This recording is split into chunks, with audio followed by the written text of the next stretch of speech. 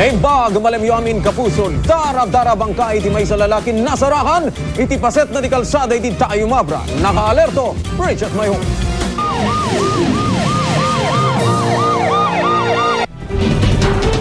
Dara-dara anadasa iti nga ti kalsada ti biktima idi makita dagiti residente iti basbasa Tayum Abra idi kalman. Nagsagaba dayto iti dua atama ti bala iti ulo na. Iti follow-up operation ti pulisya, itay laeng bigat ana bigbigda ti biktima ni Eddie Mark Baltar alias Sammy. Wanang ko pa mo na nga nakadanon dito eh. November 10, tinaudi apan nakakita ni Manang Marieta as bibiyag ti anak na. Awan ti amuna arason tinang papatayan day ti biktima. Badi mo nagsubli ti anak kun, ma'am. Agawid sa bali mo to. Posible nga iti dalan tinang paltugan dati biktima ngem awan tina-recover abasyo ti bala. Manarimaan pay laeng ti investigasyon.